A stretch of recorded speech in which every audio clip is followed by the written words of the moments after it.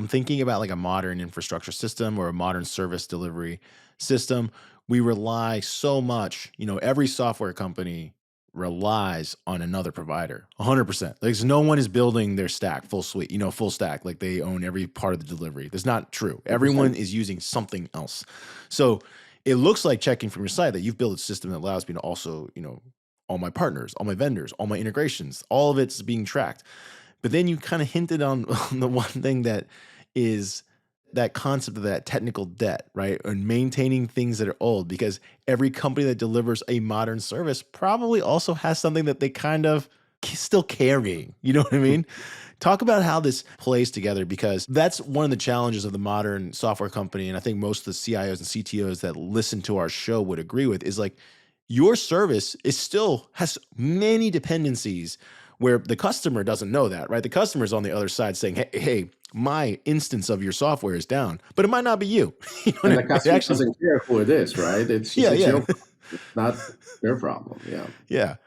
How does that all integrate together? Because it seems like this is something that, when we were doing this back when I was in software development, we would integrate all these different infrastructure and alerting systems that would, like New Relic, that would constantly alert us of all these different things happening. I remember one time one of my back end infrastructure guys You looking at know me all the like, problems. You know all the yeah, well, problems. he's like, this just beeps all day. I don't even know what to do. Yep. Yep. Yep. Yep. Of course. He's like, and he was like, hey, unless somebody calls and says this is a problem, I'm not going to look at that. Yeah. So, I mean, let's start from the top, right? Yeah. The dependencies, of course, everybody's got something, Okta or, some other elements, or even internal organizations that have built something, and then you discover this been built by the guy 20 years ago and it's running on the desktop, somewhere under the desk, right? Things like that happen. Trust me, even Yeah. today. More and more, we really see customers requesting their providers to expose SLOs so that they can use it for calculation of their own SLOs, right? Mm. Or if they're taking dependency, like it will be ideal if we can have everybody exposing those SLOs, and then it flows into my system. If I take the dependency and automatically I cannot give you 4 nines if what I'm consuming is 2 nines, right? Ideally, we want to get to that level. Of course, it's super complex, a lot of money, a lot of time, but we see SLOs adoption accelerating. Things are happening there. So hopefully we get to that level where we have transparency. If you think about security, right? Not that long ago, maybe 10 years ago, we believe people that put some kind of logo on their website and we put a credit card in, oh, they're secure because they have a logo on it, right?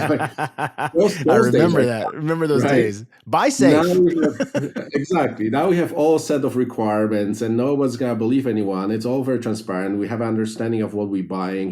What the frameworks are that they're developing against and securing against, right? So we got to this level of security pretty much, and reliability is really quickly behind it, because as a customer, I don't want to take a dependency on a company that doesn't deliver me the service that they promise they do, and then they argue with me because they have SLN in place that's got a bunch of exclusions. Like, that's just not going anywhere. So hopefully that happens. We're certainly building a product that is designed to do that multi-tier SLO dependency that you can take from your ecosystem, from your partners, or anybody else for that matter, right? The second point, technical debt. It's funny because, a lot of people, look, we're only a 5-year company. We don't have any technical debt. I'm like, yeah, sure. That's definitely the story, right? You probably have more That's not technical true. debt than anybody else. And we have tons of customers that are using our systems with that in mind. Very significant portion of those customers are really focusing on planning how they use SLOs to really make decisions on the fact that now we have to focus on accelerating features, and that's our competitive advantage. But when we get to a certain point and we see degradation with SLOs, we need to change our thinking and flip back to at least turn some teams into fixing issues, dealing with technical debt. If you look up, Flexera and Nobl9, one of our customers, they released a few videos that take you through the whole logic on how they think about business and how Nobl9 helps them really to make the right decision and manage teams and do planning even long term. So that's a very interesting concept, one of our core features or concepts behind the product. And I would say the majority of the customers are using Nobl9 for that purpose as well. And then, of course, the last one that you mentioned about, alerting. Every product today alerts. We alert too, right? Yeah. But we do have a feature that manages those alerts, again, based on SLOs. And the way we set it up is, you might have multiple different SLOs for one service. They're very similar. They're the same SLO, basically. They just differ. It just differs based on the time frame, right? Yeah.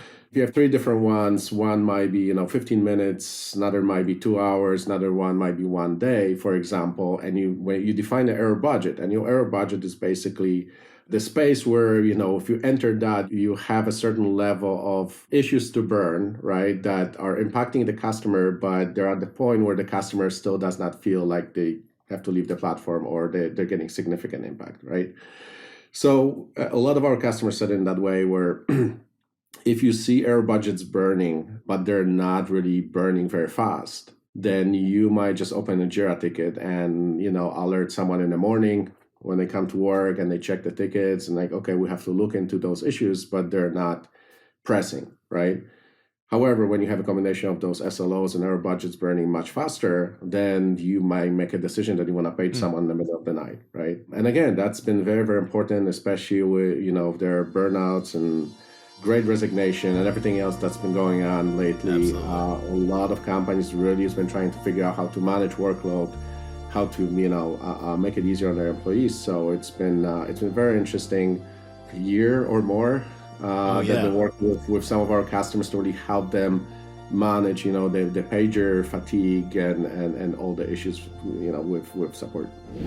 Hey, thanks for watching. This segment is brought to us by Salesforce Platform. Visit salesforce.com/newsletter to discover timely insights and useful tips tailored to your role. Subscribe to this channel and get more great IT and tech interviews with top industry leaders.